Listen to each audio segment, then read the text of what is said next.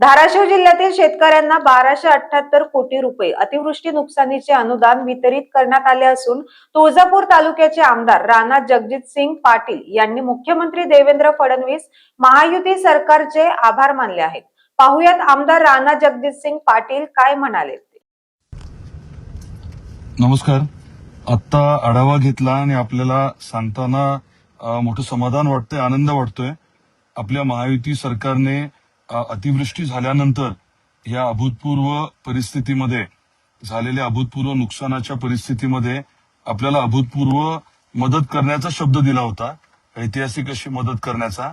आणि त्या अनुषंगाने आपल्या धाराशिव जिल्ह्यात शेतकऱ्यांना जे काही नुकसान झालं त्याच्या पोटी अनुदान, त्याच्यानंतर रबीच्या पिकाच्या अनुषंगाने 10,000 रुपये हेक्टरी जे अनुदान दिलं होतं ते, आणि शेतजमीन जी खराब झाली त्याच्या अनुषंगाने जी काही मदत, असं आपल्या धाराशिव जिल्ह्यामध्ये साधारण 1200 कोटी रुपये आतापर्यंत वितरित केलेत।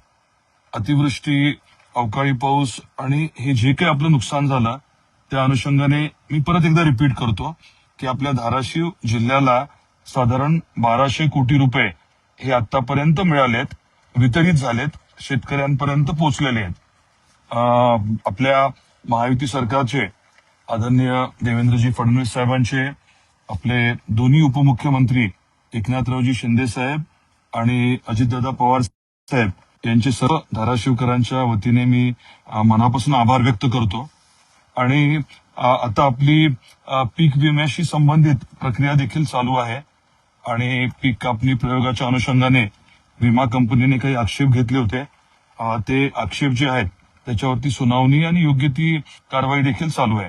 पण आनंदाची बाब ही आहे आणि समाधानाची बाब ही आहे की आपल्या महायुती सरकारने दिलेला शब्द जो आहे तो पूर्ण पाळलेला आहे आणि एवढ्या मोठ्या प्रमाणामध्ये निधी आपल्याला उपलब्ध करून दिला आहे या अडचणीच्या काळामध्ये।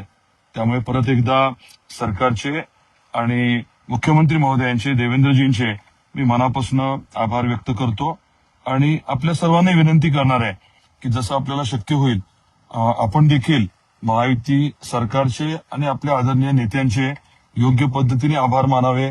अगदी आपण देवेंद्रजींना मेसेज केला, एखादं पत्र पाठवलं तरी मोठी ऊर्जा मिळते, कारण एखादं चांगलं काम केल्यानंतर त्याच्याबद्दल कोणी दोन शब्द चांगलं बोललं तर मग अजून हुरूप वाढतो आणि अजून जास्त ताकदीने काम करण्याची इच्छा होते।